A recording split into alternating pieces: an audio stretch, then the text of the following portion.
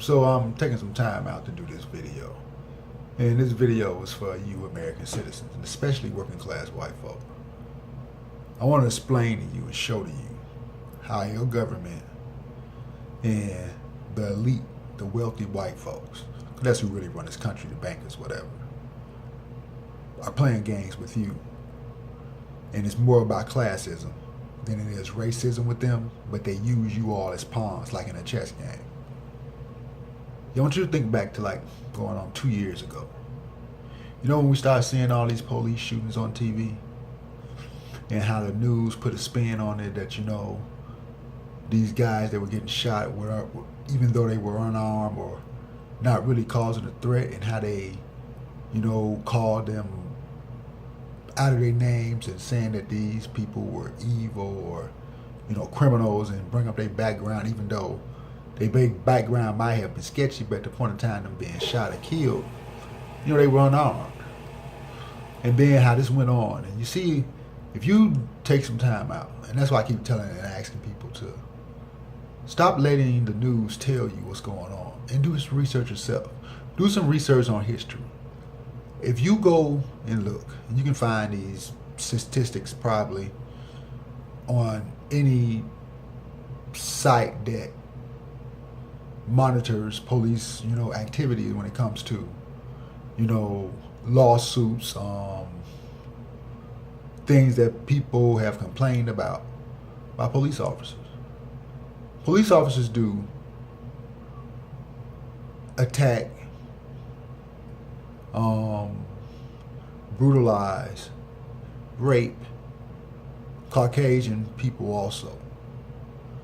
And if you sit back and you just watch the news, and what it does to you is when you see that it's black people or people, minorities being, you know, shot and killed, and then it's us in the street marching and this and that, and you say to yourself, you know, if they would have did this or if they would have did this, it would have never happened. The police are not wrong.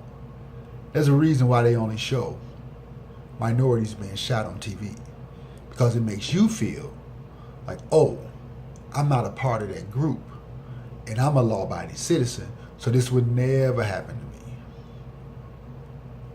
Go do the research and see how many times this has happened to people of fair-skinned Caucasian people. How many women have been raped or complained or been assaulted by police officers? It happens. So when you feel that way, then you look at us, a people of color, and you say to yourself, well, I must be better off than them. I'm not a criminal. It's just them using racism to continue to pass laws and legislations that is taken away from all of us. So as all that shooting was going on, and you seen it on social media, how black people of color and Caucasian people were going back and forth, and all this anger came up. And then lo and behold, Donald Trump runs for president. And what does he do? He runs on racism, discrimination, and everything. So it's already implanted in your head that, oh, minorities are bad, whether they're Muslims or religions, and are they coming over here? And what's the first thing he said about Mexicans? They're criminals and rapists. And that resonated with you because all of the bullshit that's been going on for the last 2 years. They played you for a fool. And he did all that, and he came on TV, let's make America great again. Ask you a question and ask yourself this question. Individually, in the last 8 years that Obama has been president, what has changed in your life drastically or specifically that was different before he became president? Absolutely nothing. You know how many black people thought when Obama got elected that the hood and the ghettos and stuff was going to be cleaned up and he was going to speak up for us? And did any of that happen? Only people that really got something out of Obama being president is the gays, the lesbians, and, you know, the LBGT community, however you say that. They did. No one else really. Then you worried about small businesses and stuff like that. You know who destroys small businesses? Corporate America. If you have a fucking Walmart, damn near 20 Walmarts in a city, if not more or less, and they have all these items in there as far as like stuff from hardware stores, food, that totally destroys the mom and pop, hardware stores, the little small chain grocery stores, even the little penny candy stores that we used to have when we were younger, because Walmart has monopolized the whole situation and they sell it for cheap and they sell it in bulk. That's who's killing small businesses. It's not fucking Obama and him giving insurance for everybody. And what kind of person are you to not want people to have insurance? And good and goddamn well, people who work at McDonald's, they working. They're not out here robbing and stealing and killing people. They don't even get insurance. And you up in arms about that? They are playing you for a fool, and you all went out and voted for Trump. And now you out here ranting and raving like, oh, he's going to make America great again. America hasn't changed that much. And we know what's going to change when Donald Trump becomes president. Working class white folks, you about to lose a lot of jobs. Your taxes are going to go up. And the wealthy, Obama taxed. He taxed the wealthy people. That's what they're upset about. But they come on the TV and they use programming to pit us against each other. So he ran on racism, discrimination, and all that stuff.